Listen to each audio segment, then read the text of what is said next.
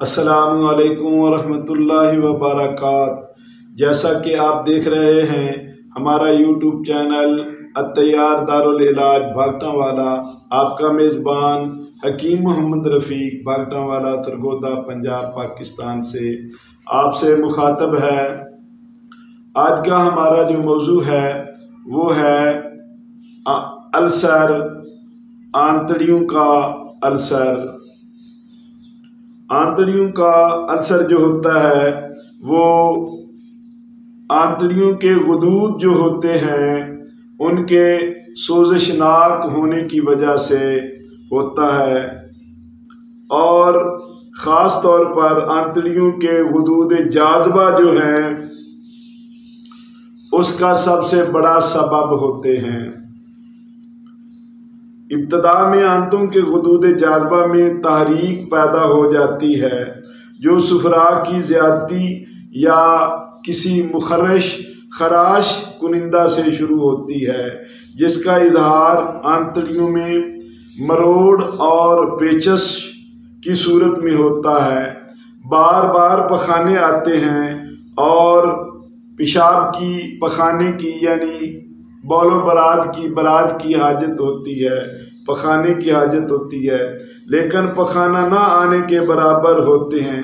मरीज जोर लगाता है यानी पखाना करने के लिए जोर लगाता है, लेकिन पखाना बराए नाम आता है और आखिरकार सोजिश में शिद्दत होकर आंतड़ियों में जख्म हो जाते हैं और जिनसे फटने से पखाने के साथ खून आता है, यानी आंतड़ियाँ फट जाती हैं और पखाने के साथ खून आता है।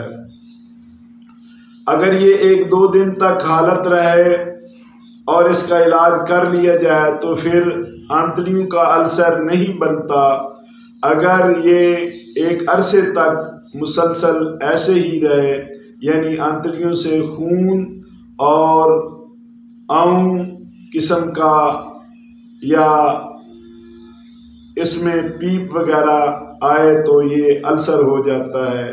इसके अलावा असबाब में से जो जिगर गुदद के फेल में तहरीक और तेज़ी हो जाती है और खून में गर्मी खुश्की जो है बढ़ जाती है, यानी सुफरा और निमकियात जो होते हैं उनके बढ़ जाने की वजह से मैदा आंतड़ियों के जो गुदूद हैं या गुदी पर्दा है उसमें सोजिश वरम होकर जख्म हो जाते हैं, जो कि बाज़ औक़ात मुज़मन सूरत इख्तियार करके अल्सर में तब्दील हो जाते हैं। इनका सबब अक्सर तेज़ मिर्च मिसाला वाली चीज़ें खाना, गर्म चीज़ें कसरत से खाना और ऐसे ही असल में जो आंतड़ियों का अल्सर है इसमें ज़्यादातर आंतड़ियों के गुदूद में जो सोजिश हो जाती है और सोजिश होने से तमाम जिस्म के गुदूद जो हैं वो मुतासर होते हैं, और इसमें ख़ास तौर पर गले के गुदूद में सोजिश से नज़ला ज़ुकाम की मुसलसल तकलीफ़ रहती है, जिससे खांसी आती है और खांसी को देख कर लोग या डॉक्टर हुक्मा अक्सर तिब दिक का हुक्म लगा देते हैं। इसकी इलामात में से ज़्यादातर पेट में मरोड़ के साथ शदीद दर्द होता है जो अक्सर पेट के निचले हिस्से में होता है। मरीज को अक्सर पेचस की मुद्दों तकलीफ रहती है जो मुनासिब इलाज ना मिलने की वजह से आंतड़ियों में जख्म और अल्सर की सूरत पैदा हो जाती है, जिसे आंतड़ियों की दिक या तिब दिक कहते हैं। खून और पीप आमेर पखाने आते हैं जिनमें कभी कभी आंतड़ियों की झिल्ली के रेशे या टुकड़े भी होते हैं। अगर जख्म छोटी आंतों में हो तो दर्द शदीद हो जाता है, क्योंकि